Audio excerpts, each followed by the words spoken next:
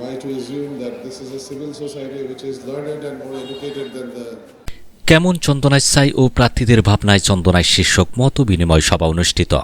Chandanaish civil society CCS এর আয়োজনে আয়োজিত হল কেমন চন্দনাইশ চাই ও প্রার্থীদের ভাবনায় চন্দনাইশ শিরোনামে মত বিনিময় সভা। তবে এটা সরকারিভাবেই করে দেওয়া উচিত ছিল, কারণ এটা আপনার ছেলে মেয়েদেরকে অল্টারনেটিভ থেকে দূরে রাখে, মানে মাদক থেকে দূরে রাখে, তো সেই অর্থে এটা ভালো। বিভিন্ন ওয়ার্ডে বিভিন্ন ইউনিয়নে গিয়ে সুচিকিৎসা নাই। স্থানীয় সরকার এই যে আমাদের ইউনিয়ন পরিষদ বলেন, এখানে আমরা যে স্থানীয়ভাবে আমরা যে আমাদের কাঠামো। চন্দনাইশ শাহ আমিন পার্কে অনুষ্ঠিত সভাটি বিকেল 4টা থেকে শুরু হয়ে শেষ হয় রাত 9টায়। সিসিএস এর মুখপাত্র তানবির আহমেদ সিদ্দিকী ও সদস্য নেজামুদ্দিনের যৌথ পরিচালনায় অনুষ্ঠানের বিভিন্ন পর্বে উপস্থিত ছিলেন চট্টগ্রাম 14 চন্দনাইশ সাতকানিয়া আংশিক সংসদীয় আসনের সাংসদ প্রার্থীরা।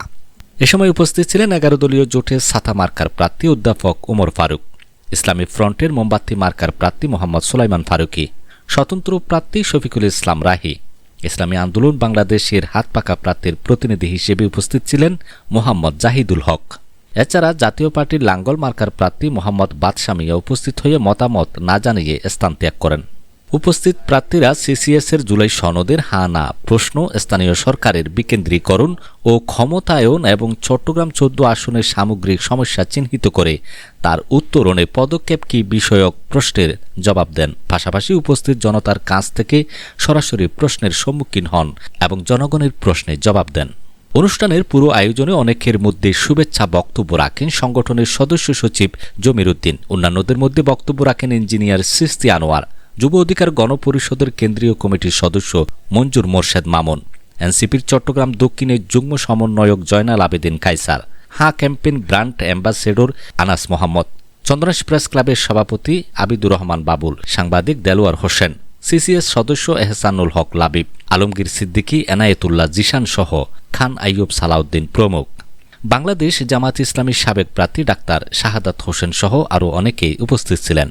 এছাড়াও বিভিন্ন শ্রেণীর বিভিন্ন দলের রাজনৈতিক ব্যক্তিবর্গ ও সুধীজন উপস্থিত ছিলেন।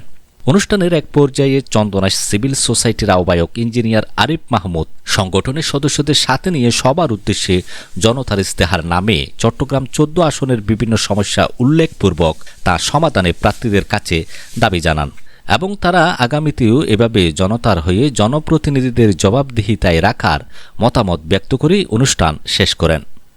শহীদুল আলম, চাটগার মিডিয়া। এগিয়ে আসতে হবে আমাদের এমপি মহোদয়গণকে।